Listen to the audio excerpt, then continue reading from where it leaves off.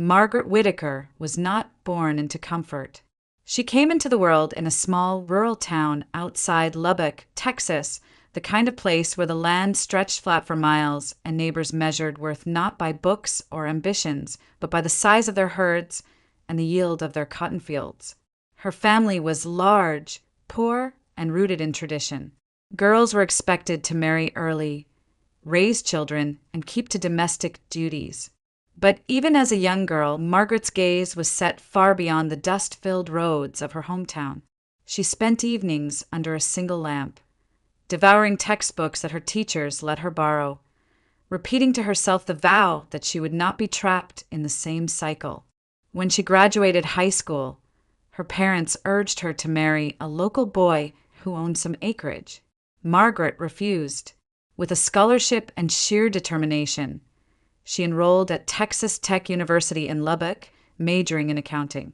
The move was scandalous by the standards of her small community. Too proud for her raising, the whispers followed her, but Margaret ignored them. She rode an old Greyhound bus into the city with a single suitcase and the stubborn belief that knowledge could be her escape. College was grueling. Margaret juggled classes with part-time work at a diner, balancing ledgers for small businesses in exchange for a few extra dollars. She had no time for sorority events or weekend parties. Her classmates often pitted her austere life, but Margaret didn't see it as deprivation. To her, every number she entered into a balance sheet was a step away from poverty, a step closer to independence. By the time she was in her late 20s, she had passed her CPA exams, built a reputation for precision and discipline, and finally signed the lease on a small apartment in Houston. For the first time in her life, she turned the key to a home that was hers alone. It was during this time that she met Tyler Brooks. He was a taxi driver who picked her up one rainy evening outside her office. He was younger, charming in a rough-edged way, with quick jokes and an easy smile. Margaret, who had spent years burying herself in ledgers and responsibilities, found his attention intoxicating. He told her she was beautiful, that she worked too hard, that she deserved someone to make her laugh. For the first time in years, Margaret let her guard down. She allowed herself late-night conversations, long drives where Tyler would deliberately take the scenic route just to keep her in the car longer. At first, their romance seemed like a gift life had withheld until then. Tyler moved into her apartment within months, cooking her meals, making her laugh, filling her once silent home with energy. Margaret thought she had found not just a partner, but a family she had longed for. But as time wore on, cracks appeared. Tyler complained about the dangers of night driving, about rude customers, about how the work wasn't worthy of him. He quit driving altogether, promising he'd find something better. Weeks turned into months, and soon Margaret was the only one paying bills. Tyler started disappearing for days at a time under the pretense of odd jobs. She wanted to believe him, but the truth unfolded brutally one evening when, returning from a business dinner, she spotted him in a restaurant across town, holding hands with a younger woman, kissing her knuckles as though Margaret had never existed. The betrayal hit like a physical blow. When she confronted him, Tyler's mask fell. He sneered that she was too old, too cold, too serious, that no man in his right mind would want a woman like her. The words carved deep scars. Margaret ended the relationship, but not before her faith in love was shattered. For years afterward, she threw herself entirely into work, vowing never again to be fooled. And then came Richard Whittaker. Unlike Tyler, Richard was everything steady and respectable. He was the director of a partner firm that collaborated with her accounting company. From the start, his attention was different, measured, respectful, warm without being manipulative. He invited her to formal dinners, brought her thoughtful gifts, and looked at her as though she was the only woman in the room. Margaret, cautious after her wounds, resisted at first, but Richard's consistency wore down her walls. He wasn't after her savings or her apartment. He was established, confident, and deeply kind. Their wedding was small but elegant, held in a modest chapel in Houston. For the first time in her life, Margaret allowed herself to exhale. Richard's home became her sanctuary. The nights of loneliness and suspicion gave way to quiet conversations and shared plans.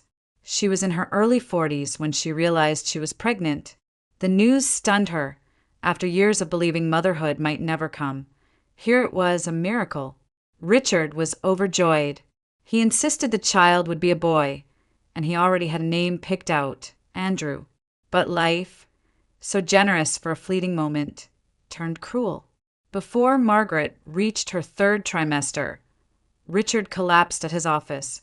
A massive stroke claimed him at only 45. Margaret's world disintegrated overnight. The man who had restored her faith in family, who had promised her a safe harbor, was gone.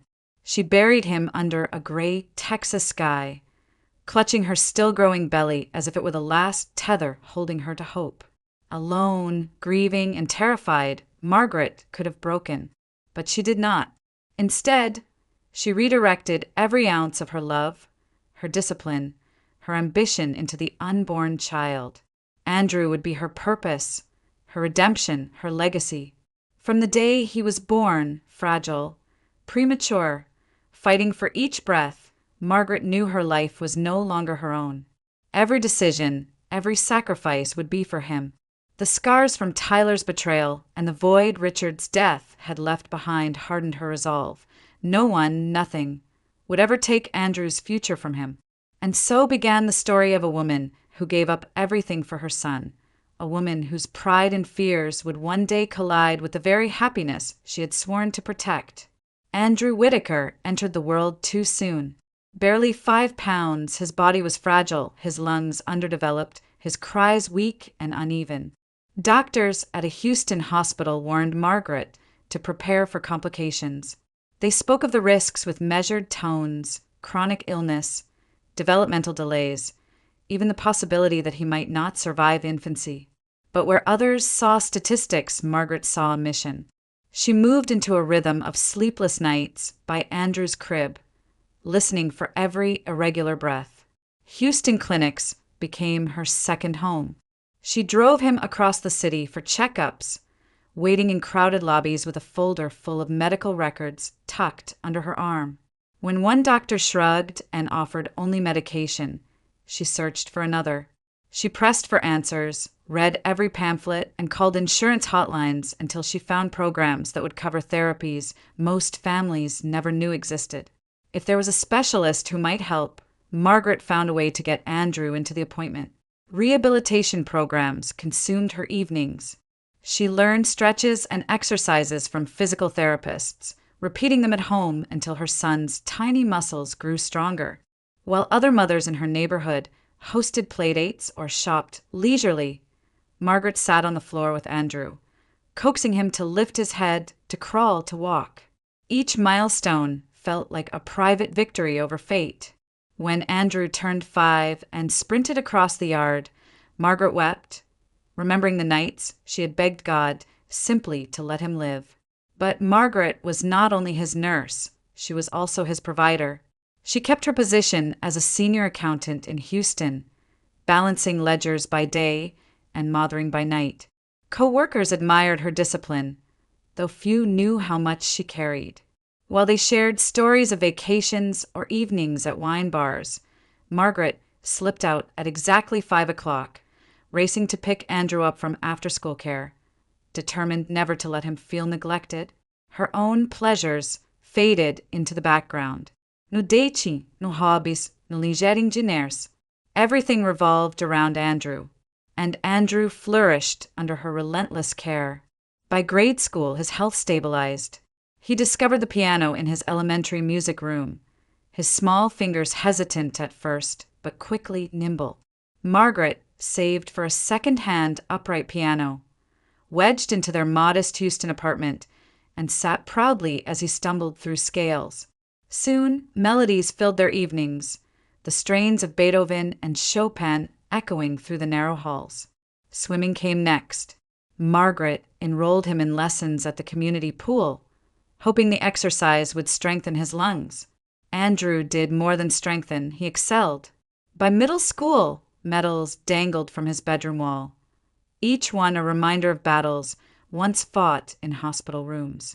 His coaches admired his persistence, but Margaret knew where it came from.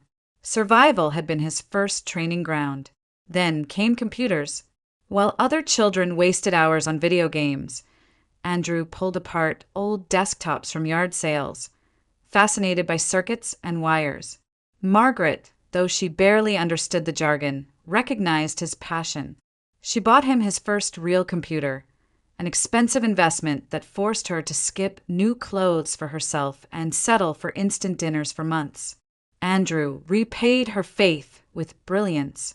By high school, he was winning statewide programming competitions, building websites for local businesses, and dreaming of Silicon Valley. Through it all, Margaret's pride was fierce, but so was her vigilance. She attended every recital, every swim meet, every award ceremony. She applauded the loudest, clutched every certificate as if it were a trophy for herself, too. In her mind, each achievement was not only Andrew's triumph, but proof that her sacrifices had meaning. Their relationship was close, sometimes suffocatingly so. Margaret hovered, asking about his friends, his homework, his goals. Andrew, respectful and dutiful, rarely pushed back. He understood how much she had given, how deeply she loved him. Their apartment was filled with warmth, but also with Margaret's unspoken belief. Andrew was her life's work. He would succeed because she would not allow anything less. When college applications arrived, Andrew's acceptance letters piled up quickly. Offers came from universities across the country, some with scholarships, others with promises of research positions. Margaret pressed for schools in Texas, unwilling to see her son drift too far. Andrew agreed. He had no desire to rebel against the woman who had built his entire world. He chose the University of Houston's prestigious technology program, a decision that thrilled his professors and reassured his mother. Margaret beamed at his orientation, her eyes glistening as she watched him walk among students with laptops and ambition. She remembered the frail infant who once struggled for breath, and now here he was tall, strong, confident, stepping into a future that once seemed impossible. Andrew's early semesters were a string of triumphs. Straight A's, invitations to research projects, and more programming awards. His professors praised his discipline, his classmates admired his skills, and Margaret, attending every open house, every student showcase, felt as though her life had reached its pinnacle. She told friends and old coworkers that Andrew was destined for greatness, that he would one day lead a major firm or build the next great technology empire. In every word, in every proud smile, Margaret carried not only hope but certainty. Andrew was proof that her sacrifices were justified, her struggles redeemed. She had taken a premature baby who might never walk and raised him into a young man poised for success. To her, there was no higher calling. Andrew was not just her son, he was her reason for being, the legacy she would leave behind. For much of his college career, Andrew Whitaker seemed unstoppable. Professors praised his brilliance, classmates admired his discipline, and Margaret looked on with glowing pride. But by his senior year, cracks began to show, small at first, then widening into chasms. It started innocently enough. A new circle of friends, louder and freer than the diligent group he had once studied with. They celebrated every midterm, every minor victory, with nights out in Houston's sprawling bars. Margaret noticed the changes when Andrew came home for Sunday dinners. His eyes looked tired, his shirt smelled faintly of smoke and alcohol, his laughter a little too forced. She asked, and he brushed it off. "Mom, I'm just unwinding." Everyone does it. But the parties grew wilder. Weekends blurred into weekdays. Margaret would call and get no answer, then receive a text hours later, busy. Don't worry. She worried anyway. The real unraveling came with drugs. At first, it was whispered rumors from neighbors. Someone had seen Andrew outside a club known for cocaine use. Margaret dismissed it, refusing to believe her son could be so reckless. Then she found the evidence herself. A small bag tucked into the pocket of his jeans while doing laundry during one of his rare visits home. Her stomach dropped, her mind spinning with dread. When she confronted him, Andrew's response was not contrition, but anger. "You went through my things? I'm not a kid anymore." His voice was sharper than she had ever heard, his eyes wild with a mixture of shame and defiance. For the first time, Margaret felt a distance between them that terrified her. The tension only escalated. Bills began to disappear from her wallet. Then jewelry, pieces Richard had once given her, vanished. She confronted Andrew again, this time with evidence. He didn't deny it.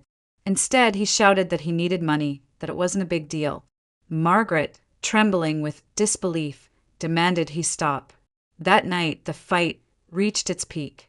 Margaret stood in the kitchen, holding the empty jewelry box in her hands, tears streaking her face. Andrew towered over her, his fists clenched, his body trembling with rage. For a brief, horrifying second, Margaret thought her son might strike her. The boy she had carried through hospitals and sleepless nights, the child she had nursed back to health, now stood before her like a stranger. Andrew caught himself before the blow ever landed, but the silence that followed was worse than violence. Margaret's heart broke in that instant. Days later, Andrew was gone. His phone disconnected, his apartment abandoned. Margaret filed a missing persons report, called every friend she knew of, even drove through the rougher parts of Houston searching for him. Nights blurred into mornings as she sat by the window, praying for headlights in the driveway. 3 days passed before she heard what happened. Andrew had been found unconscious at a bus station, his body convulsing from an overdose. He had been left there by so-called friends who didn't want the trouble of calling 911.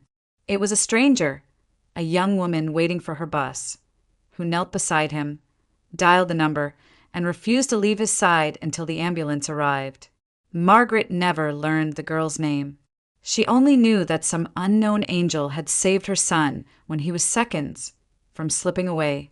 The hospital called her after Andrew was stabilized, but by the time Margaret arrived, he had already checked himself out. She saw only the ghost of what had happened. Paperwork unsigned, nurses speaking of seizures, and a doctor shaking his head at the recklessness of youth. Margaret, frantic, demanded answers, but Andrew had vanished once again, leaving her with more questions than relief. And then, slowly, he returned, not in phone calls or apologies, but in behavior. Within weeks, Andrew reappeared at her door, gaunt but sober, speaking of recommitting to school to his future. He didn't explain the lost days. He didn't confess the overdose. He said only that he was done with the nonsense. Margaret dared not probe too deeply, afraid that pressure might drive him away again. She accepted his words, even as shadows lingered behind his eyes. To her, what mattered was that Andrew was back. He attended classes, cleaned himself up, and poured his energy into finishing his degree. Professors, though cautious, praised his renewed discipline. His name once again appeared on honor lists, and his projects began winning accolades. For Margaret, it felt like a miracle. She told herself that Andrew had simply gone through a rebellious phase, that all young men made mistakes before maturing. She tucked away the painful memories of missing jewelry, the terrifying moment in the kitchen, the nights spent searching for him in dark neighborhoods. In her narrative, Andrew had stumbled but risen stronger, an example of resilience, proof that her sacrifices still bore fruit. What she never knew was the truth, that her son's survival had hinged not on willpower alone, but on the intervention of a stranger named Emily Carter, a girl she had yet to meet who had already saved Andrew's life.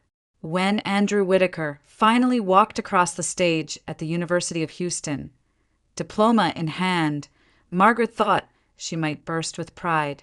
Against every prediction from his frail beginnings, despite every shadow that had threatened to pull him under, her son had not only survived, he had triumphed. Honors cords draped across his gown. Professors shook his hand warmly, and his name was read with distinction. Margaret clapped until her palms ached, tears streaking her cheeks, unashamed of the emotions spilling out of her. The job offers followed almost immediately. Andrew's skills in programming and systems design caught the attention of several major firms. When he accepted a position at a Houston-based oilfield services company, Margaret declared to everyone she knew that her son was destined for greatness. In Texas, nothing spoke of prestige and prosperity quite like oil. Andrew threw himself into the work. His supervisors noticed his relentless focus, his quick problem-solving, his ability to lead a team without arrogance. Within 2 years, he was promoted to project manager, supervising men a decade older than him. Industry journals began citing his contributions to new software models used in drilling operations. Margaret collected every clipping, tucking them into a binder like a sacred family album.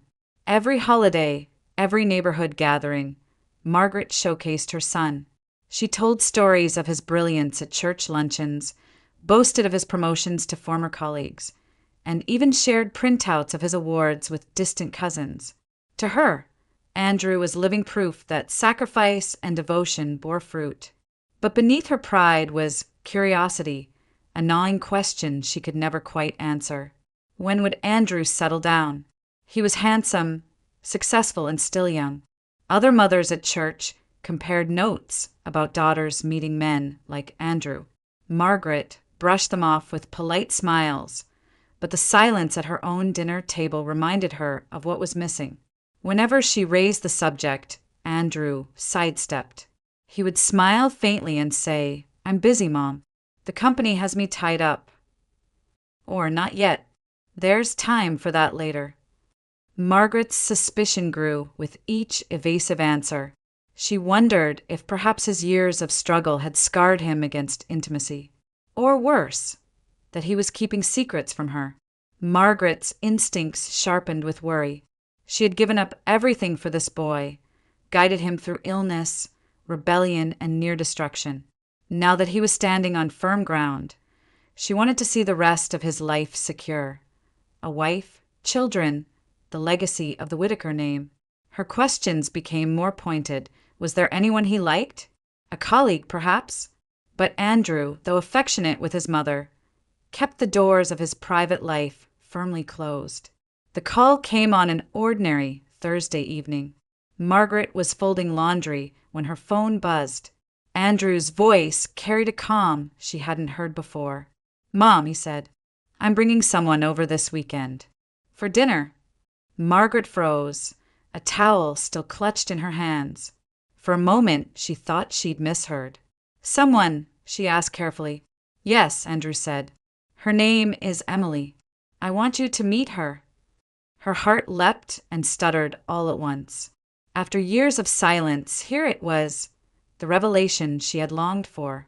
Yet along with relief came tension.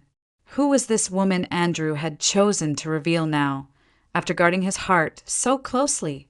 Why now? She tried to keep her voice steady. "That's wonderful, Andrew. I'll make dinner." When the call ended, Margaret stood in her quiet kitchen, the hum of the refrigerator filling the silence. Her hands trembled slightly as she reached for a notebook. If her son was finally introducing a woman, the occasion demanded perfection. The following days became a flurry of preparation.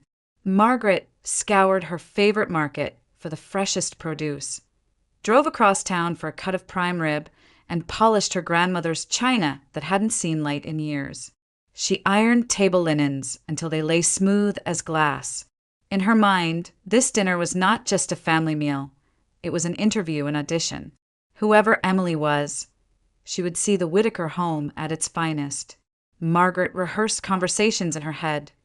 Polite questions, subtle probing, the kind of inquiries that could reveal background, upbringing, ambition. She wanted to know if Emily could possibly match the life she had envisioned for her son. By Saturday evening, the table was set, candles waiting to be lit, the air filled with the aroma of roasting beef and rosemary. Margaret adjusted her dress in the hallway mirror, smoothing imaginary wrinkles, rehearsing a smile that looked welcoming but discerning. When headlights finally swept across the driveway, Margaret's chest tightened. She heard Andrew's familiar footsteps on the porch, and then another pair, lighter, hesitant. The doorbell rang. Margaret took a deep breath, steadied her hands, and opened the door. Margaret's carefully arranged dining room glowed with candlelight. The china sparkled, the prime rib rested in the oven, and every glass stood polished to a crystal shine. She had prepared for this evening with the meticulous precision she reserved for balance sheets, determined that nothing, absolutely nothing, would reflect poorly on the Whittaker name. When the door opened and Andrew stepped inside, Margaret's smile came easily. But as her eyes moved to the young woman beside him, her heart sank. Emily Carter was polite, almost shy, as she shook Margaret's hand. She wore a simple dress, navy cotton with faint wear at the seams, and shoes that had clearly seen better days. Her hair was neat, her face unadorned by makeup, and though she carried herself with quiet dignity, Margaret could not ignore the absence of refinement she had expected. She had imagined a polished professional, perhaps a lawyer or an executive. Instead, before her stood a girl who looked as though she had just finished a shift at the hospital. Margaret kept her voice warm. "Welcome, Emily. We're so glad to have you here." Emily smiled gratefully. "Thank you, Mrs. Whittaker. I've heard so much about you." The title Mrs. Whittaker stirred Margaret's pride, but also reminded her of Richard, of the family legacy she still guarded like treasure. She ushered them inside, seating Emily across from her at the perfectly arranged table. Andrew, oblivious to the silent judgments in his mother's eyes, seemed relaxed, even happy. Dinner began with pleasantries. Margaret asked about Emily's background, her work, her family. Emily answered with honesty, her Oklahoma drawl soft but steady. She spoke of growing up in a small town, the oldest of 5 siblings. When her father left, she had taken on responsibilities far beyond her years, working part-time through high school to help her mother keep the lights on, studying late into the night to earn scholarships. "I'm a nurse now," Emily explained, folding her hands politely in her lap. "I started in pediatrics, but I'm training for the ER. It's demanding, but I love it, and I send money home when I can. My youngest brother just started high school. He wants to go to college too." Her words carried no shame, only quiet pride and sacrifice. Yet Margaret heard something else entirely. A young woman with too many obligations, a family that would always drain her resources. She imagined Andrew's hard-earned salary slipping away, funneled into someone else's household. Margaret's smile never wavered, but her thoughts darkened. She's using him. She must be. Girls like this don't land men like Andrew unless they have an angle. Andrew, sensing nothing, beamed at his mother. "Emily's incredible, Mom. She's the kindest person I know, and she understands me in ways nobody else ever has." The declaration startled Margaret. He spoke with a conviction that unsettled her, a certainty she hadn't heard even in his career decisions. She tightened her grip on her wine glass, willing herself not to show her discomfort. Emily, too, looked at Andrew with quiet affection. "We've been together for a while," she admitted. "I didn't want to intrude on family before I was sure, but Andrew insisted it was time you and I met." Margaret nodded slowly, as though considering. "It's good to meet the people who are important to my son." The words were pleasant enough, but her tone carried an undercurrent of scrutiny. As the meal continued, Emily shared more of her story. How she had worked double shifts to afford nursing school. How she had bought her textbooks secondhand and taken buses across town to classes. How she had often studied by candlelight when the power was cut off at home. Each story revealed resilience, determination, and strength. To Andrew, these were qualities that deepened his love. To Margaret, they sounded like red flags, proof that Emily came from hardship, from scarcity. In Margaret's mind, women from such backgrounds married upward to escape, not out of love. She pictured her son as a target, his career and prospects gleaming like bait. She's clever, Margaret thought, wrapping her struggles in a pretty package of sacrifice. And Andrew, with his soft heart, will fall right into it. Still, she played her role. She complimented Emily's courage, her dedication, her work ethic. She offered second helpings, laughed lightly at Andrew's jokes, and even shared a few stories of his childhood. But inside, suspicion coiled tighter with every passing minute. At the end of the evening, as Andrew and Emily prepared to leave, Andrew placed a hand on Emily's shoulder. "Mom," he said, his voice steady and proud, "this is the woman I'm going to marry." Margaret's heart lurched. The words were too definitive, too final. She forced a smile, kissed Andrew's cheek, and embraced Emily with the barest brush of her arms. "Congratulations," she whispered. But when the door closed behind them and the house grew silent, Margaret's mask fell away. She stood in the dim hallway, her fists clenched. In her eyes, Andrew was walking blindly into a trap, and Margaret, who had built his life brick by brick, was not about to watch it crumble at the hands of a girl from Oklahoma. The wedding was not what Margaret Whittaker had envisioned for her only son. She had imagined chandeliers, a ballroom, a string quartet playing as guests in evening gowns toasted with champagne. Instead, Andrew and Emily exchanged vows in a modest chapel on the edge of Houston, with fewer than 50 guests in attendance. The reception was held in a rented banquet hall, decorated with paper lanterns and simple flower arrangements that Emily's friends had arranged themselves. Andrew looked radiant, his hand never leaving Emily's, his smile genuine and unshakable. Margaret clapped, hugged, and smiled where appropriate, but inside her disappointment festered. This was not the society wedding she had expected for the heir of Richard Whittaker's name. To her, it was small, plain, unworthy. After the wedding, Andrew slipped further from her grasp. Invitations to Sunday dinners grew infrequent, phone calls shorter, visits rare. When he did bring Emily to the Whittaker home, the evenings were strained. Margaret asked polite questions laced with subtle critiques about Emily's choice of attire, her plain shoes, her lack of polish. "Such a pretty girl," she would remark with a smile that didn't quite reach her eyes. "You'd look lovely with a little more makeup." Or, "I suppose not everyone cares for formal dining, but I do hope Andrew is still eating well at home." Andrew noticed, and his responses grew sharper. "Mom, please," he warned more than once. Emily tried to deflect, responding with soft courtesy, but Margaret could see the discomfort behind her eyes. Every visit ended with Andrew ushering his wife out quickly, and every time, Margaret felt him slipping further away. It was during one of her errands at Houston General, where she went for a routine checkup, that Margaret's suspicions took a darker turn. She turned a corner in the hospital lobby and froze. There was Emily in her nurse's scrubs, standing close to a tall man in a white coat. He was a doctor, handsome and confident, and Emily laughed at something he said, her hand brushing his arm lightly as she leaned in. The sight seared into Margaret's mind. To her, it was confirmation.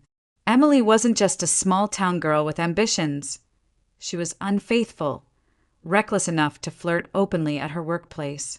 Margaret retreated before they saw her, her pulse racing with a mixture of fury and vindication. "I knew it," she thought. "I knew she wasn't worthy of him." From that day forward, the image haunted her. Every time Andrew mentioned his wife's long shifts, Margaret imagined secret rendezvous in break rooms and quiet corners of the hospital. Every laugh, every touch she had witnessed replayed in her mind until suspicion hardened into certainty. Unable to contain herself, Margaret confronted Andrew one evening. He had come by alone, hoping for a quiet dinner with his mother, but she launched into it the moment the plates were set. "Andrew, I saw her," Margaret said, her voice trembling. "At the hospital, with another man, a doctor. They were laughing, touching. Don't tell me you haven't noticed. She's betraying you." Andrew's fork clattered against his plate. His expression shifted from confusion to shock, then to anger. "Mom, stop," he snapped. "You're imagining things. Emily would never do that." "I know what I saw," Margaret insisted. "You think she's devoted, but she's using you, humiliating you behind your back." Andrew pushed his chair back, his jaw tight. "You've never liked her. You've been waiting for something to confirm your bias, and now you're twisting nothing into something ugly. Emily is my wife. She's loyal, she's good, and she loves me. You're the one who can't accept her." Margaret's chest constricted as though he had struck her. For the first time, her son wasn't defending her, he was defending someone else. She tried again, her voice breaking. "Andrew, I'm your mother. I've always protected you. Don't turn against me for her." But Andrew's face was resolute. "If you keep this up, Mom, you're going to push me away. I won't let you ruin this." The words sliced through her. Margaret sat frozen as he stood, collected his coat, and left without finishing dinner. The door slammed behind him, and the house fell silent. That night, Margaret sat alone in her living room, the flicker of the lamp casting long shadows. Her thoughts spiraled between anger, fear, and grief. In her mind, she hadn't lost just an argument. She had lost her place in Andrew's life. Emily had won. To Margaret, it felt like theft. Her son, her purpose, the boy she had raised with every breath of her being, was no longer hers. He belonged to Emily now. And in Margaret's eyes, Emily had stolen him. Margaret Whittaker's 65th birthday was not just a celebration, it was a statement. She rented the grand ballroom of a well-known Houston steakhouse, a place with mahogany paneling, leather banquettes, and crystal chandeliers that gleamed like captured stars. The guest list was long. Former colleagues from her accounting firm, neighbors from her suburban street, fellow parishioners from her church. Each invitation was carefully considered, each RSVP marked on the neat list she kept in her notebook. She wanted the night to be perfect, a reminder to all who attended that Margaret Whittaker was a woman of accomplishment, grace, and standing. And most of all, she wanted Andrew there, her pride and proof of success. When Andrew arrived with Emily on his arm, the room seemed to brighten. He looked polished in his tailored suit, his posture confident. Emily, in a soft cream dress with her hair swept neatly back, looked radiant despite the plainness Margaret had always criticized. To the other guests, they looked every bit the happy young couple. They mingled easily, Andrew introducing Emily warmly, while Emily spoke with kindness and composure. Laughter rippled through the tables as people remarked how lucky Margaret was to have such a devoted son. Margaret accepted the compliments with a tight smile, but inside, tension coiled. Each time Emily leaned into Andrew, each time her hand brushed his, Margaret felt her control slipping. Dinner was served, glasses clinked, and toasts rang out. The evening unfolded with the kind of elegance Margaret had orchestrated. Then Andrew stood, raising his glass, and the room fell quiet. "There's something we want to share," he began, his voice carrying easily over the hum of conversation. He looked at Emily with a tenderness that made Margaret's chest ache. "We're expecting. Emily is pregnant. The baby is due in March." For a heartbeat, silence held the room. Then it burst open with cheers, applause, and laughter. Guests rose from their seats to hug the couple, to clap Andrew on the back, to congratulate Emily with genuine joy. Champagne was poured, glasses raised, and voices overlapped in celebration. But Margaret did not move. She sat frozen, her smile stiff, her hands gripping the edge of the table so tightly her knuckles turned white. The cheers around her rang hollow, distant, like echoes from another world. Pregnant. Emily was pregnant. Instead of the joy she should have felt, Margaret's thoughts twisted in on themselves. That child isn't his. It can't be. She's been unfaithful, I saw it with my own eyes. And now she's passing off another man's baby as Andrew's. Her heart hammered, her breath shallow. All she could see was the image of Emily laughing with that doctor at the hospital, her hand on his arm.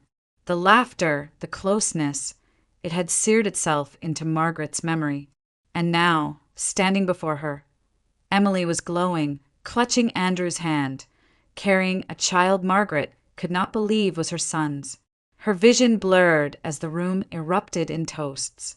Someone tapped a glass, shouting, "To the Whittaker family's next generation." Laughter followed, applause echoing off the walls. The pressure inside Margaret snapped. She rose from her chair, her voice sharp, cutting through the celebration like shattered glass. "Are you even sure?" she said, her eyes locked on Andrew, her finger trembling as she pointed at Emily's belly. "That child is yours!" The ballroom fell silent. Forks froze halfway to mouths, glasses halted midair. The clinking and chatter that had filled the room only seconds before dissolved into a suffocating hush. Andrew's face went pale, his smile collapsing into disbelief. Emily's eyes widened, her cheeks flushing crimson as though she had been slapped.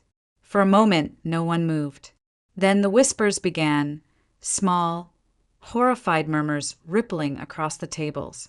Emily's chair scraped against the floor as she stumbled back, her hands pressed protectively against her stomach, her breath uneven. Tears welled as she turned and fled the room, her heels clicking sharply against the polished floor, the sound ringing louder than any applause had earlier. Andrew's chair toppled as he shot to his feet. He glared at his mother, fury blazing in his eyes. "How could you?" he hissed, his voice trembling with rage. "How could you do this here, in front of everyone?" "Andrew!" Margaret reached for him, but he stepped back, his jaw clenched, his face hard. "You've crossed a line," he said, each word deliberate, each syllable a wound. Without another glance, he turned and strode out of the ballroom, following his wife. The door slammed shut behind them, leaving Margaret alone in the wreckage she had created. Around her, the silence lingered, broken only by awkward coughs and the clinking of glasses hastily set down. Guests avoided her eyes, whispering among themselves, the sheen of the celebration tarnished beyond repair. Margaret stood motionless, her breath shallow, her chest heavy. What was meant to be her triumphant night had crumbled into humiliation.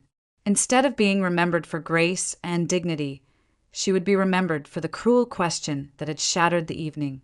And yet, even as shame burned her cheeks, a darker thought coiled in her mind. I only spoke the truth. I only said what no one else dared. One day Andrew will see I was right. The night of Margaret Whittaker's 65th birthday ended not with music and laughter, but with silence. In the days that followed, silence became her constant companion. Andrew did not call. When Margaret tried to reach him the next morning, her calls went directly to voicemail. By the second day, her text stopped showing as delivered. It wasn't long before she realized the truth. Her son had blocked her number. At first, Margaret refused to believe it.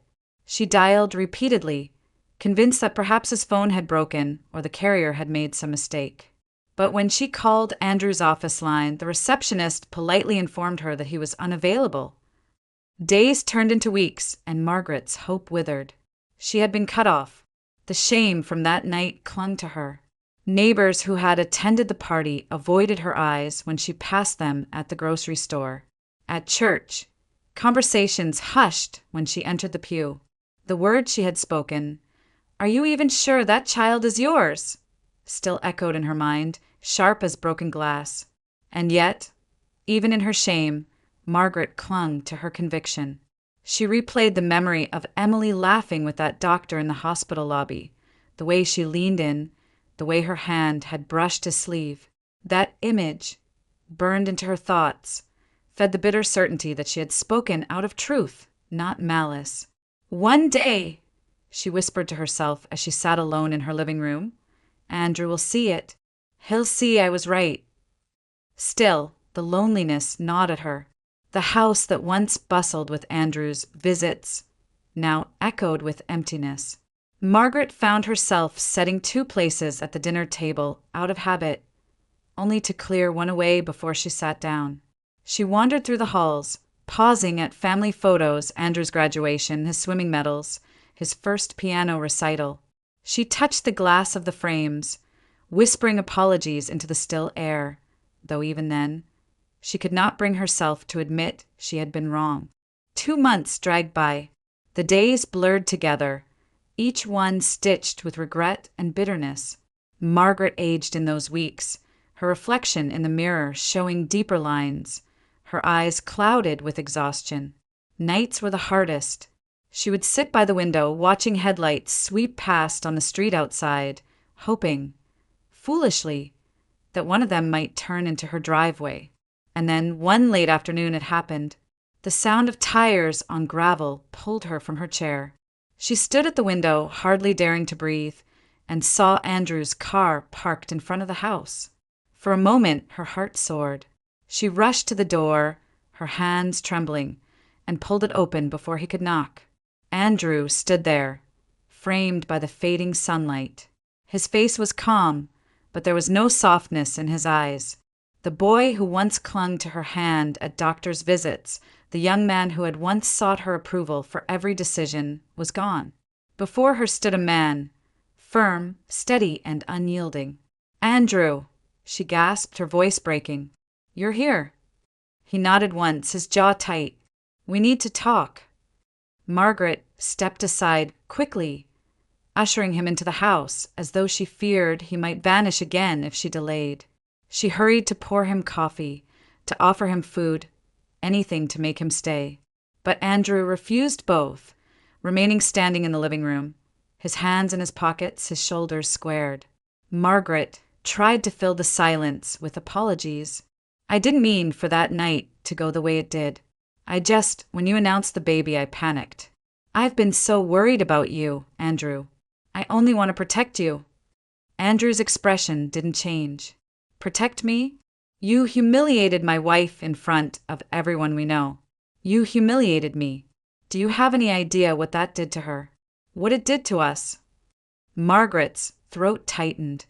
"I only asked a question. I saw her with another man. A doctor. They were too close. I couldn't stay silent." At that, Andrew's eyes hardened. "You don't know what you saw. You don't know her. You've built this story in your head, and it's poisoning everything." Margaret flinched, as though struck. For a moment, she wanted to argue, to insist that her instincts had never failed her. But the weight of Andrew's stare stopped her. He was no longer the boy she had raised. He was a man making his own choices, drawing his own boundaries. She reached for him, her hand trembling. "Andrew, please. I can change. I'll try. Just don't shut me out." Andrew stepped back, his distance deliberate. His voice was quiet but firm. "Mom, I came here to tell you something important, but you need to listen this time. Really listen." Margaret's breath caught in her chest. The living room seemed to shrink around her, the silence pressing heavy. She nodded slowly, her heart pounding, bracing herself for words she was no longer sure she wanted to hear. The living room was hushed, the ticking clock on the mantel the only sound between them. Margaret sat stiffly on the edge of the sofa, her hands clasped so tightly that her knuckles turned pale. Across from her, Andrew stood firm, his eyes leveled on her with a steady intensity that made her heart quiver. "You think you've been protecting me," he began, his voice measured. "But you don't know everything. You've built this idea of me, perfect student, perfect son. But that's not the full story." Margaret's chest tightened. "What do you mean?" Andrew drew in a slow breath. "In college, I nearly destroyed myself. I was drinking, using, running with people who didn't care if I lived or died. I was spiraling. You saw pieces of it, but you don't know how close I came to the end." Memories she had buried clawed their way back. Missing jewelry, late-night fights, his clenched fists trembling with rage. She swallowed hard, but before she could speak, Andrew pressed on. "There was a night. I overdosed at a bus station. I stopped breathing. My so-called friends left me there, unconscious, because they didn't want to deal with the cops. I would have died if not for one person. Margaret's pulse pounded in her ears. Who? Andrew's gaze hardened. Emily. She was there.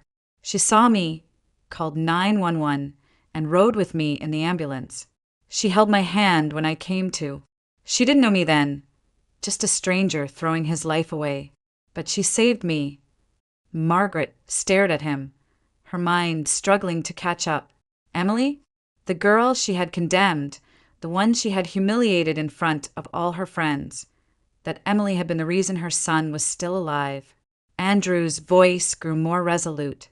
That night changed everything. I realized how far I'd fallen, how close I came to losing everything you'd worked for. Emily didn't judge me. She didn't walk away. She saw me at my lowest and chose to help. And later, when we crossed paths again, I knew she was the person I wanted in my life.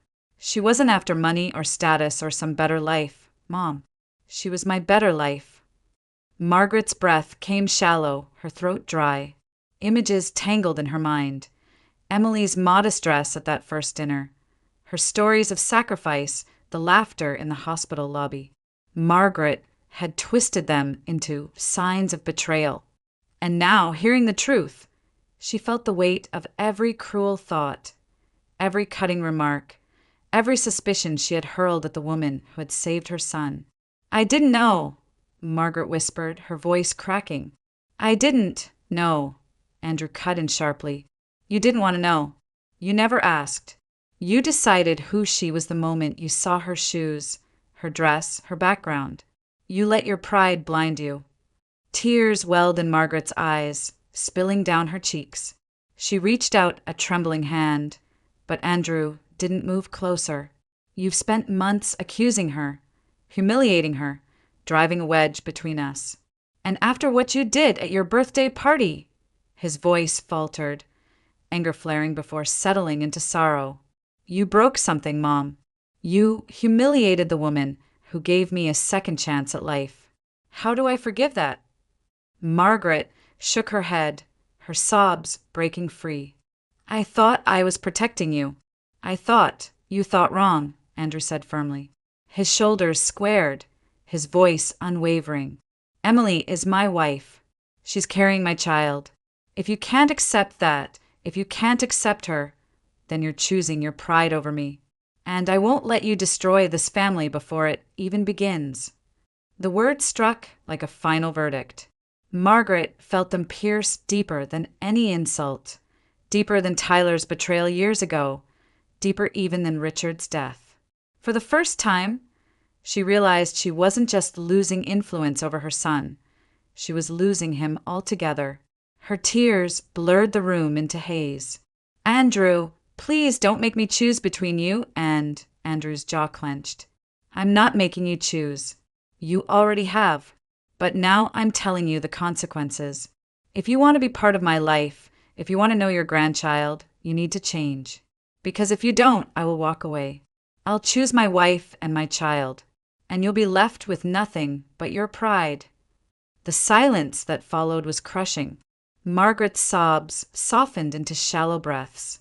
She looked at her son, the man she had poured her life into, the man she had claimed as her reason for living, and saw a stranger drawing a boundary she could not cross. She nodded weakly, unable to form words. Andrew lingered for only a moment longer, his expression unreadable before turning toward the door. The sound of it closing behind him reverberated through the house like a final judgment. Margaret remained seated, her body trembling, her heart hollow. Shame and regret crashed over her in waves. But still, beneath it all, the remnants of pride whispered that she had only wanted the best. It was that pride, she realized, that had poisoned everything. She looked around the empty house, the photographs staring back at her from the walls. Andrew's smiling face through the years, frozen in time, untouchable now. The silence pressed in again, heavier than before. And in that silence, Margaret understood the truth at last. Her blind need to control, her obsession with appearances, Her prejudice against a girl from Oklahoma had cost her more than she ever imagined. Her son's love, her son's trust, and perhaps, if she could not change, her son himself. The world keeps turning, and with each turn comes a new story. When one door closes, another opens, leading us into a journey entirely different. Let us set aside the echoes of the tale just past and step together into a new realm where another destiny awaits to be told. And now I invite you to listen to the second story, a path of its own, unrelated to what came before, yet filled with mysteries and surprises meant only for those willing to journey onward with me. I used to think love would come quietly like a warm breeze on a spring morning, subtle and kind. But the day I met Adrian Blake, it came like a lightning strike. It was a Tuesday afternoon, the kind where exhaustion clings to you after a long day of lectures. I climbed onto the bus, juggling my backpack and an old canvas tote, eyes down, ready to zone out until my stop. "Here, take my seat," a deep voice said. I looked up.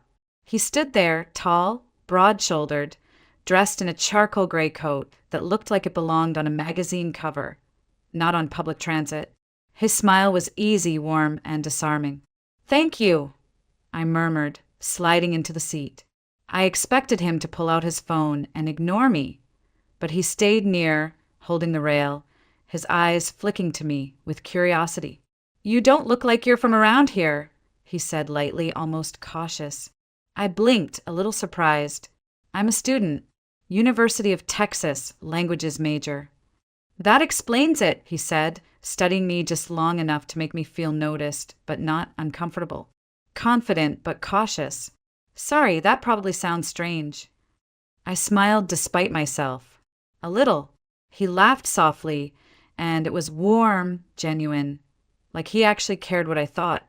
We talked all the way to my stop about nothing really. Coffee shops, favorite parks, how Texas weather couldn't decide if it wanted to be summer or winter. When the bus hissed to a stop, I stood, ready to disappear back into my normal, quiet life. But he called out, "Wait, can I get your number? I'd like to see you again." Normally, I would have said no. I wasn't the type to hand my number to a stranger. But something in the way he looked at me, like I was the only person on that bus, made me nod. Sure. The very next night, I found myself standing outside a restaurant I had no business being in. The kind of place with soft golden lighting, sleek cars lined up at the valet, and a maitre d' who looked at you like they already knew your credit score. I hesitated, smoothing my simple black dress. And then Adrian appeared, smiling like I was exactly who he wanted to see. "You look incredible," he said, kissing the back of my hand like some old-world gentleman. Dinner with him felt like stepping into another life. He ordered wine I couldn't pronounce and told me stories about growing up in Europe, about his adoptive parents, Robert and Helena DuPont, who lived mostly in Paris and Geneva, traveling between art shows and charity events. He said he returned to Texas because he wanted to reconnect with his roots. I listened, fascinated. He wasn't bragging. He just shared, like someone who trusted me with pieces of himself. And when he asked about me, my classes, my family, my dreams, he actually listened. By the time he walked me to my car, I realized something strange. I wanted to see him again. From then on, we were inseparable. Study sessions turned into coffee dates. Coffee dates turned into weekend hikes, and weekend hikes turned into late-night phone calls that stretched until dawn.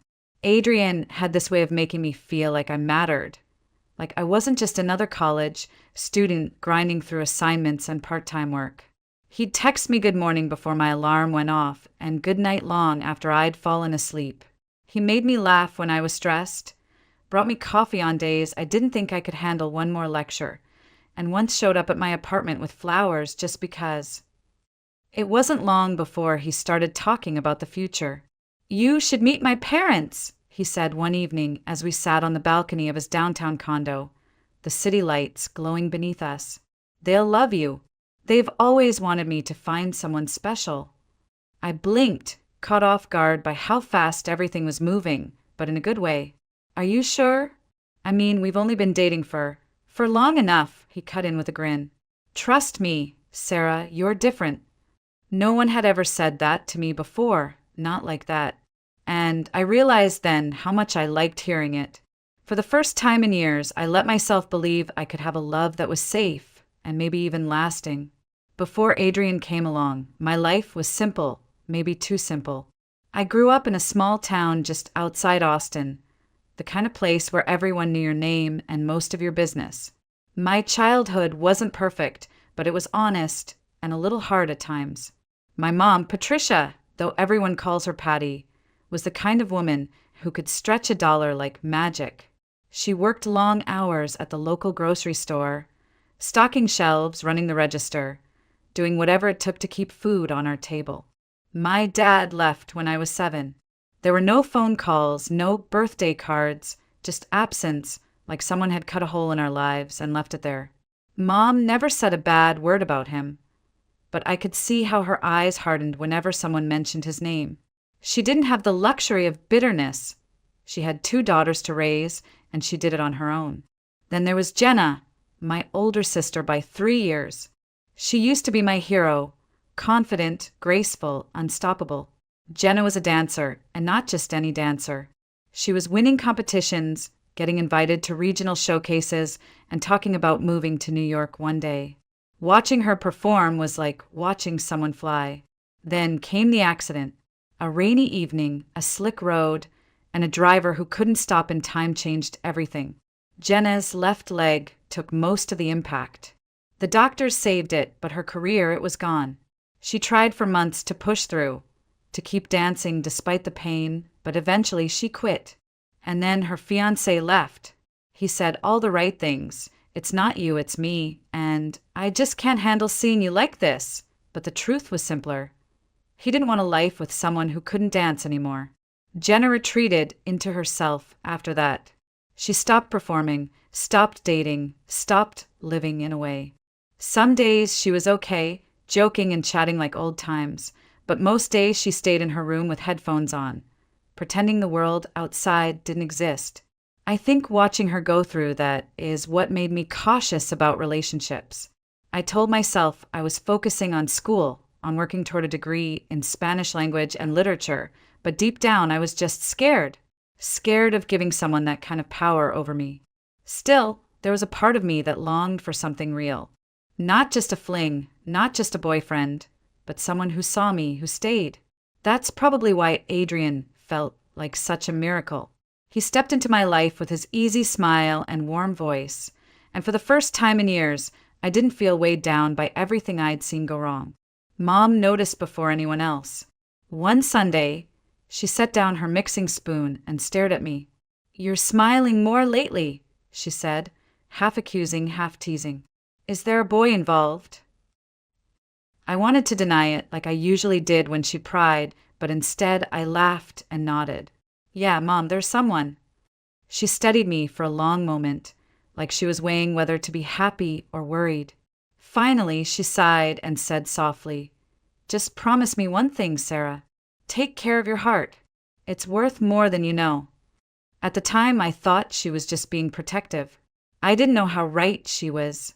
When Adrian invited me to dinner with his parents, I was nervous but also excited. Meeting someone's family meant something. It meant we weren't just casually dating anymore. It meant he was serious. "They're a little different," he said with a grin as he steered his car through winding roads. "Grew up in France, lived all over Europe. You'll like them." That word, different, echoed in my head all day. My roommate, Emily, gave me a strange piece of advice before I left. If they speak French, pretend you don't understand it. People say things when they think you can't follow along. I almost laughed. "Emily, I'm not fluent. I only took beginner French for my language elective." "Exactly. Don't let them know you understand even a little," she said, wagging a finger. "Just smile and nod. Trust me." So that's what I decided to do. The DuPont home looked like something out of an architectural magazine. Sleek modern lines softened by warm lighting, with framed European art lining the walls. Helena DuPont greeted us at the door, a tall, elegant woman with silver-streaked hair swept back into a perfect bun. Robert, her husband, followed, quiet but with an assessing look in his eyes that made me sit a little straighter. Bienvenue, Helena said warmly, kissing Adrian on both cheeks before turning to me. And you must be Sarah. I smiled, murmuring hello. Adrian quickly added, She mostly speaks English, Mom. Helena's smile softened, but something in her eyes flickered. Interest? Amusement? I couldn't tell. We sat at a long oak table set like a painting. Polished silverware, crystal glasses, flickering candles. At first, everything felt almost perfect. Helena asked polite questions about school and family. Robert nodded along, occasionally adding a short comment. Adrian kept one hand resting lightly on mine, as if to remind me I belonged there. But then, midway through dessert, Helena glanced at her husband and switched to French. Elle voit smooth, deliberate. Elle ne sait pas pourquoi nous avons besoin d'elle, n'est-ce pas? She doesn't know why we need her, does she? My breath caught, but I kept my face blank, pretending I hadn't understood a word. Adrian answered quickly, also in French. Non, elle ne sait rien. No, she doesn't know a thing. Helena smiled faintly, taking another sip of wine, and turned the conversation back to English, complimenting my dress as if nothing unusual had happened. I forced a polite smile, but inside my heart was pounding. Need me? For what? The rest of dinner passed in a blur. I nodded when I was supposed to, smiled when it felt right, all while replaying those French words in my mind over and over. On the drive back, Adrian was cheerful, asking me what I thought of his parents. They're very sophisticated, I said carefully. He chuckled. Yeah, they can be intimidating. Don't take it personally. They've just lived in a different world for so long. I nodded, staring out the window, but I couldn't shake that feeling, like I'd just stepped into something I didn't understand. That night, lying in bed, I whispered the words I'd overheard under my breath. She doesn't know why we need her. Whatever that meant, it wasn't about love or acceptance or family. It was about me being useful to them somehow. And for the first time since I'd met Adrian, a cold thread of fear slipped through the warmth I felt for him. 2 weeks after that dinner, Adrian surprised me with an idea. Let's get away this weekend, he said, leaning casually against my kitchen counter. Just you and me. I booked a cabin out in the hill country. You could use a break. We both could. On the surface, it sounded perfect, quiet, romantic, far from school stress, and the echo of Helena's words still stuck in my head. I hesitated, but Adrian noticed and cupped my face gently. You've been tense lately. Let me take care of you for once. I nodded slowly. Okay, yeah, that sounds nice. The drive itself was beautiful. Rolling hills, wildflowers swaying in the warm Texas wind, and Adrian humming softly to the radio. He seemed completely at ease, like this was just another step in our relationship. I wanted to believe it. When we arrived, I stepped out and blinked at the view. The cabin looked like something from a travel magazine. Wood and stone wraparound porch, and beyond it, a shimmering lake reflecting the golden evening sun. Pretty amazing, huh? Adrian said, slipping an arm around my waist. Come on, let's unpack and start dinner. Inside, the place was even more luxurious. Fireplace, soft rugs, a kitchen already stocked. Adrian opened a bottle of red wine and poured me a glass. To us, he said with a warm smile. We talked, we laughed, we cooked together, and for a while I forgot about that nagging voice in my head. Until I noticed how often he refilled my glass. By the time I sat down, my head felt light. Adrian, I feel tired. My words came out thick, my vision tilting. He was by my side in an instant, lowering me gently onto the couch. Should just rest, he whispered, his voice calm and oddly distant. I woke up to the smell of damp wood and something metallic. My head throbbed, and my hands wouldn't move. They were tied behind me. I was on a cold concrete floor in what looked like a basement. For a moment, I couldn't breathe. Then I heard Adrian's voice, calm and deliberate, from somewhere above. Yeah, she's ready. Everything's in place. A chill shot down my spine. She's ready? Ready for what? I twisted my wrists, wincing as the ropes cut into my skin. Adrian, what are you doing? My voice cracked, panicked. He appeared at the top of the stairs, descending slowly, his expression soft, almost tender but wrong. Sarah, you don't understand now, but you will. This is going to change your life. My heart pounded, so hard I thought I might pass out. Untie me. Adrian, please. Whatever this is, it isn't funny. He crouched in front of me, brushing a strand of hair from my face. She'd trust me. Soon you'll thank me. And in that moment, staring at the man I thought I loved, I knew two things. He wasn't who I thought he was, and if I didn't get out, I might never get home again. The ropes dug into my wrists, burning with every movement, but I didn't care. Panic sharpened everything. My breathing, the cold floor beneath me, even the faint hum of crickets outside. Adrian's voice drifted from upstairs. Calm. Steady. Yeah, she's ready. Everything's in place, no. She doesn't suspect a thing. My stomach twisted. She's ready? For what? I looked around the basement. A single dangling bulb cast pale light over the concrete walls. There, a rusty nail sticking from an old wooden doorframe. I shifted, inching toward it on my knees, praying the ropes didn't snap loud enough for him to hear. My pulse throbbed in my ears as I began rubbing the ropes against the nail.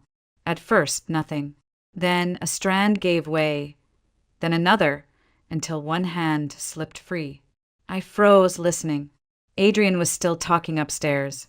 I untied the rest with trembling fingers, then moved to my ankles. My hands were slick with sweat, but finally the ropes fell away. The stairs were too risky. I turned to the small window near the ceiling. It was tight, but I shoved it open and crawled through, scraping my arms on the rough frame. Cold night air hit my face as I fell to the ground outside. I ran. Branches whipped my arms and face as I tore through the woods. Behind me, a shout split the night. Sarah, stop. It's not what you think. I didn't stop. My lungs burned, my legs screamed, but I kept running. Every snapping branch sounded like his footsteps closing in. Then, ahead, a light, faint but real. A cabin. I sprinted toward it, tripping on a root and hitting the ground hard before scrambling up again. Help! I screamed, pounding on the door. Please help me. The door swung open, and a man filled the frame, tall, broad, wearing a gray hoodie. Beside him, a Belgian Malinois growled low, muscles coiled to spring. What's going on? He demanded, eyes narrowing. Someone, he drugged me. Tied me up, he's coming, please. My voice cracked as tears spilled down my face. The man didn't hesitate. He stepped aside, pulling me in and snapping a command. Duke, watch! The dog bolted out, barking fiercely into the night. From somewhere behind us, Adrian cursed and retreated into silence. The man slammed the door, locking it. You're safe now, he said firmly, scanning me from head to toe. You're shaking. Sit down. I collapsed onto a worn leather chair, my body trembling uncontrollably as adrenaline drained out of me. Who tied you up? He asked, kneeling to look at the rope burns on my wrists. My boyfriend. Adrian Blake, I stammered. He's not who I thought he was, he said. He was helping me. But my voice trailed off as the reality hit me. I had trusted the wrong person, and it had nearly cost me everything. The man's jaw tightened. Name's Mark Bennett. I live out here, ex-army, now search and rescue. You're safe here. Thank you, I whispered, tears spilling again. First things first, we call the sheriff. He grabbed his phone and dialed, speaking quickly, efficiently. When he finished, he handed me a blanket and crouched beside me again. You're okay now. Whatever he planned, it's over. But deep down, I wasn't so sure. Adrian had a reason for what he did, and until I knew what it was, I wouldn't feel truly free. The deputies arrived 20 minutes later. By then, my mom and sister had shown up too. Mark had called them when I couldn't form words. Mom wrapped me in her arms so tight I could barely breathe. You're safe now, baby, she whispered. But even as I clung to her, one thought kept echoing. Why did they need me? I didn't have an answer, yet the sheriff's office felt colder than the night outside. A deputy wrapped a blanket around my shoulders as I sat under the harsh, fluorescent lights, trying to keep my breathing steady. "Take your time, Miss Mitchell," one officer said gently. "Start from the beginning." So I did every detail. Meeting Adrian, falling in love, dinner with his parents, the words in French I wasn't supposed to understand, and finally waking up tied in a basement. When I finished, there was a long silence. The lead investigator, Detective Harris, tapped his pen against his notebook. "You said you understood some French. What exactly did you hear?" I repeated it carefully. "She doesn't know why we need her, does she?" And Adrian's reply, "No, she doesn't know a thing." Harris exchanged a look with another deputy. "That tracks with some intel we've been piecing together." I frowned. "Intel? On what?" He leaned forward.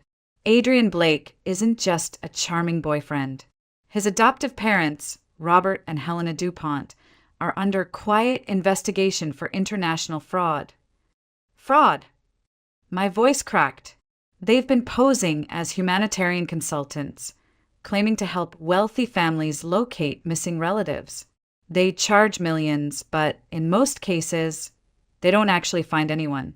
And when they do deliver someone," Harris's eyes met mine, steady and grave, "they deliver the wrong person. A look-alike." My stomach sank. "A look-alike like me." Harris nodded. "One of their clients is Viktor Ryabintsev, a billionaire who lost his young daughter years ago. Word is he's still desperate to find her and willing to pay whatever it takes. Your resemblance to her? It's uncanny." The room tilted for a moment. "So Adrian, he never loved me." "He targeted you," Harris said bluntly. "Built trust, made sure you were emotionally invested, then planned to deliver you to Ryabintsev as his missing daughter. They would have faked enough documents to make it look real." A chill ran through me, so deep I felt like I'd never be warm again. By morning, deputies had swarmed the cabin where Adrian had taken me. They found the ropes, the sedative-laced wine, and a duffel bag full of forged paperwork, including a passport with my picture, but someone else's name. Robert and Helena were arrested at a small private airfield, attempting to board a plane bound for France. Adrian was caught hours later, hiding in an abandoned storage facility. When they brought him in, I was still at the station, giving a formal statement. He looked calm, almost resigned. "Sarah," he said softly as they let him past me in handcuffs, "you don't have to hate me. I was giving you a better life." I stared at him, stunned. "You call that a better life? Drugging me? Lying to me? Selling me like I'm property?" For the first time, a flicker of something crossed his face, maybe shame, maybe regret. But it was gone in an instant as they took him away. The FBI became involved within days. It turned out this wasn't the first time the DuPonts had tried something like this. They had executed similar scams in Europe, swapping in lookalikes for missing heirs. Most victims had been too embarrassed or too traumatized to come forward. But I wasn't going to be silent. I gave my statement to anyone who needed it. I sat through endless hours of interviews and depositions, and each time I spoke, I felt like I was clawing back a piece of myself that Adrian had tried to steal. Still, the nights were hard. I'd wake up gasping, thinking I was still in that basement, still tied down, still listening to Adrian's voice telling me I'd thank him later. Mark Bennett, the man who saved me, stopped by often just to check in. Sometimes he didn't even say much, just sat on the porch with me while Duke, his Belgian Malinois, lay at our feet. Somehow, that quiet company made it easier to breathe. I was free, but I still didn't feel safe. Not yet. The weeks after Adrian's arrest blurred together. I was safe, but safety didn't feel the way I thought it would. Every night, I jolted awake, convinced I was still in that basement, still hearing his voice whisper, "You'll thank me later." Mom tried to help in the only way she knew how, by cooking. Every time I turned around, there was another casserole in the fridge or a fresh pie cooling on the counter. Jenna tried too, awkwardly at first, but she slowly began opening up about her own pain. "You didn't deserve that," she told me one afternoon, her eyes glossy. And I didn't deserve what happened to me either. Maybe we both have to stop blaming ourselves for what other people did. Her words stuck with me, but it was Mark who helped me begin to breathe again. He showed up at my porch one evening, Duke trotting happily by his side. "Thought I'd check in," he said, scratching the dog's ears. "See how you're holding up." I shrugged, unable to hide how tired I felt. Some days are fine, some not so much. Mark nodded like he understood more than I could put into words. "That's normal. Healing isn't neat. It's messy and it's slow. And that's okay." His voice carried a weight of experience I hadn't noticed before. Eventually, he told me why. For years earlier, his wife and young daughter had died in a car accident. He'd left the army after that and moved out to the hill country, choosing solitude over anything else. "I couldn't stand people looking at me like I was broken," he admitted one night as we walked Duke near the lake. "So I came out here where nobody knew me." I looked at him, realizing he understood what it meant to feel safe and unsafe at the same time, to want connection but fear it. Over the next few weeks, we talked more.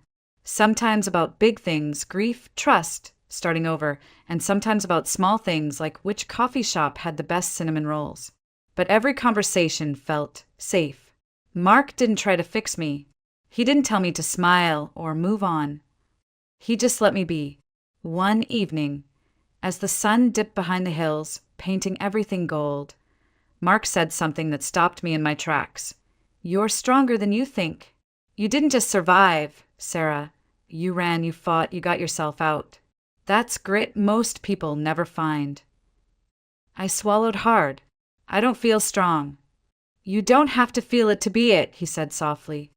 In time, we found ways to help each other.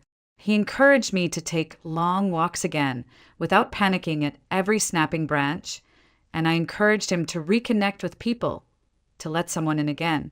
Then came an unexpected twist.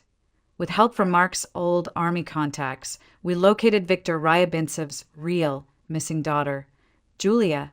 Watching father and daughter reunite after decades apart was overwhelming, not just for them, but for me. It reminded me that not everything ended in betrayal. Some things could still be good. That night, sitting on the porch with Mark and Duke, I felt something I hadn't felt since before Adrian. Peace. Mark handed me a cup of coffee and said quietly, almost shyly, "I like having you around." For the first time in a long time, I smiled a real smile. I like being around too. And in that moment, with Duke curled at our feet and the stars stretching endlessly above us, I realized something powerful. I wasn't scared anymore. Not of Mark, not of trusting someone new, and maybe not even of my own future. The seasons shifted as my life quietly rebuilt itself. What once felt like permanent darkness slowly warmed into something brighter, safer. Mark and I didn't rush anything, but somehow it still felt like we had been moving toward each other all along. He was patient, steady, the kind of man who let silence mean safety instead of awkwardness. One evening, Jenna stood in front of me, tears in her eyes without her crutches. "I got approved for the final phase of surgery," she said, voice trembling with joy. "It turned out Viktor Ryabintsev, grateful beyond words that we had helped reunite him with his real daughter, had paid for every procedure Jenna needed to dance again. The night before her surgery, Jenna took my hands and whispered, 'You saved me, Sarah. Without you, I'd still be hiding. You didn't just escape. You pulled me out of my own basement, too.' I hugged her tightly, realizing healing was rarely just one person's journey. It rippled outward, touching everyone you loved. Months later, on a warm spring evening, Mark led me to the lake near his cabin. Duke bounded ahead, tail wagging, as if he knew something I didn't. "Sarah," Mark began, his voice carrying an edge of nervousness I'd never heard before. I spent years thinking my life was over. That love was something I'd already lost. But then you came banging on my door, terrified and brave all at once, and you woke me up. He pulled out a small velvet box, opening it to reveal a simple, elegant ring. I don't know what the future looks like, but I know I want to face it with you. Will you marry me? Tears blurred my vision as I whispered, yes. For a moment, everything stood still, the wind, the trees, even my own fear. Because in that moment, I wasn't broken. I was whole. We had a small wedding in Jenna's favorite dance studio, the one she had refused to step foot in for years. That day, she danced again, slow, careful, but radiant, with Mark and me watching through tears. And a month later, as Mark and I unpacked the last box in the small house he'd been building, I held a pregnancy test in my trembling hands. Positive. That night, I stood on our porch, staring at the stars over the Texas Hill Country, one hand resting on my stomach, and whispered, "We're okay now, we're safe." I had thought the world would always feel dangerous after what happened, that trust would always feel impossible. But I was wrong. Sometimes life breaks you open so something better can grow. And this life I almost lost was finally beautifully mine again.